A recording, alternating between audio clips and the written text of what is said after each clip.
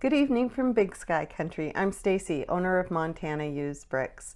And it's been a very busy week for me. I had part of the week where I didn't feel well, so I didn't get much of anything done. And then once I did feel well, we had gotten our cement sidewalk finally poured, and we wanted to get that all fixed up, get the dirt filled in, get some flowers planted. That took up a lot of my time this weekend. Plus, it's been very hot. When we do get a chance to just chill, we are sitting out here in my shop, one of the few places we have AC, and just watching movies. I've actually worked on quite a few Lego sets this weekend, which I haven't done in a long time, so that was a lot of fun too. Probably should have spent more time working on inventory and orders, but it was just so tiring. This week I have a topic, and for me it's a bit of a corporeal opinion. Maybe some of you will think it's a rant, which is possible. My husband thinks it's more of a rant than an opinion, but it's using Bricklink as a business. And you see this a lot when you read the splash page or the terms and conditions that they say, hey, this is not my full-time job. I have a full-time job. This is just a hobby business. And I get that, because for me, that's what I always told people. It was just a hobby business. But at some point, it goes from being a hobby business to just a business. Out of curiosity, I Googled what is a hobby business, and this came up. And I'm going to read you. This is direct from Google. It's on the internet. It's got to be true.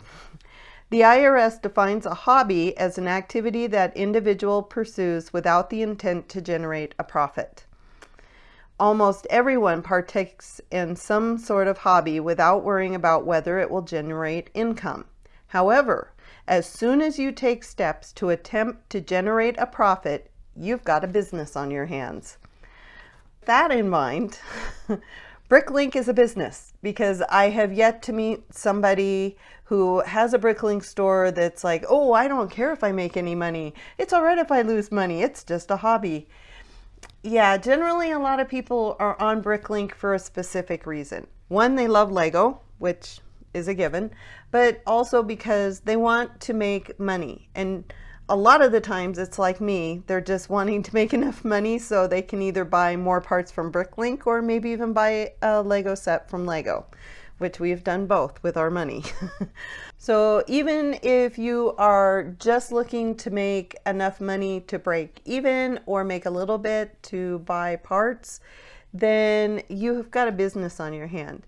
And you really need to treat Bricklink like a business. For me, I consider this a business, 100%. It's a customer-based business. As soon as I started taking money, especially taking money from people I don't know, and them expecting something in return, it became a business. And I've always treated it as such.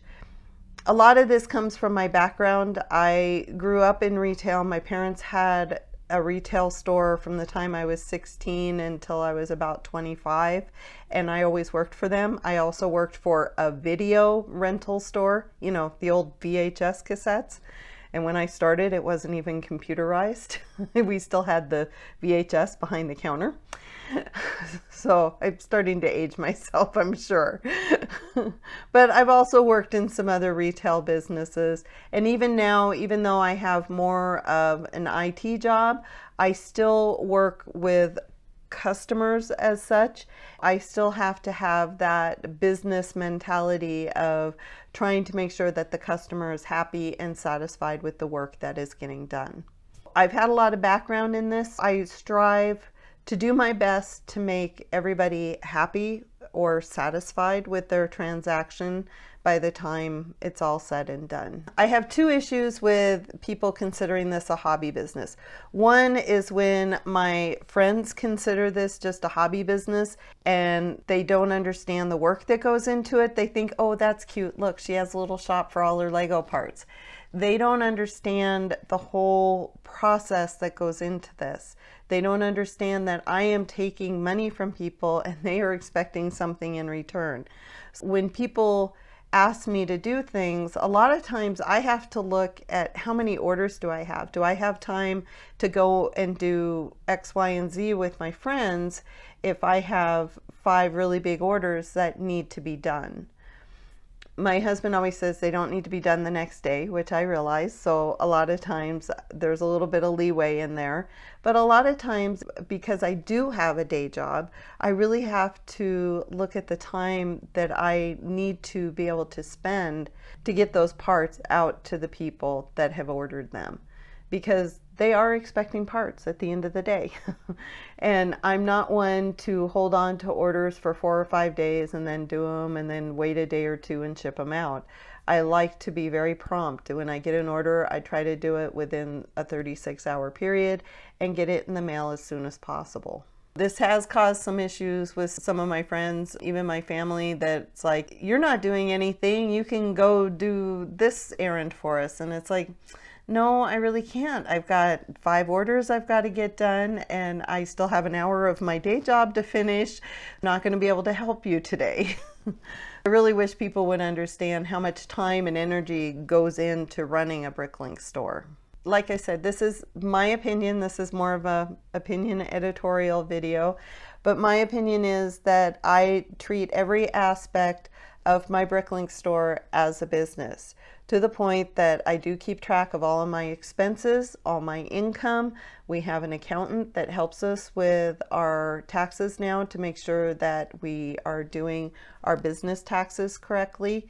I make sure that the customer is satisfied. I am very communicative with customers when there's an issue. I try to respond. If I know there's going to be an issue, I let them know right away. When they send me an email because they're having an issue, then I will try to respond within 12 to 18 hours of getting that email, because I know that they're waiting and they're as anxious as I am. When I have had a couple of times where I have ordered from Bricklink and there's been an issue and I've emailed the seller, I'm like, are they going to be a seller that's going to be understanding, or are they going to be like, no, you're wrong, I'm right?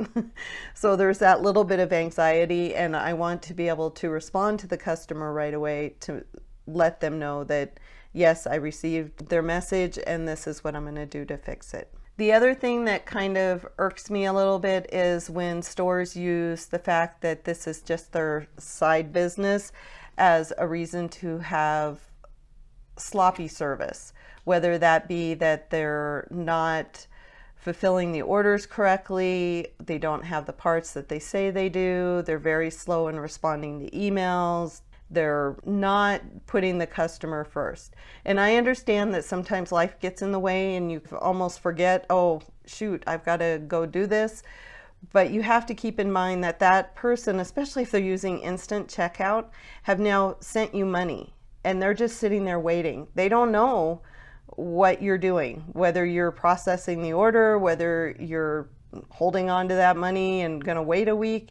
So you want to be very clear in your terms how long it's going to take to do things. And if it's going to be outside the time that you quote in your terms, make sure you communicate with them right away. The other thing is, if things are going on in your life and you're not able to handle the orders, you don't have the time or the energy, or you have family issues going on, close your store. I hate to be mean about that, but it's like, if you just don't have the time to do this, then you really should just close your store until you are able to get things back on track and you're able to work the store as it needs to be worked. I've done this quite a few times. I used to only close it when we were on vacation. Last year, because of the pandemic in 2020, I was so overwhelmed with orders, plus work was very stressful because I was working from home and we had a lot of extra stuff we had to do due to the pandemic. Being in IT, there was a lot of other stuff we had to do. And there were times that I would close my store down anywhere from 4 to 8 days just so I could get a break, because I knew that I wasn't going to be able to respond right away. I just was not feeling the upbeat energy you need to run a Bricklink store and to be happy about it. And so I realized that I just needed to shut down. And I'm sure I lost probably hundreds of dollars in profit by doing that, but it saved my sanity, and it also saved me from maybe getting a negative or neutral feedback, because I just was not able to handle the orders the way that I normally do. This is just my little quick rant about this is a business. So I would be very interested to see how other Bricklink sellers feel about this. Do you feel like it's a business, or do you feel like it's a hobby? Is it a hobby business? And what are your feelings about this? So I want to thank you for taking the time to watch my video. And if you liked it, go ahead and give it that thumbs up. If you really enjoyed it, go ahead and subscribe. And thank you to all the people who subscribed, especially this past week, because I finally got up to 100 subscribers. Yay! Thank you, and we will see you in the next video. Bye.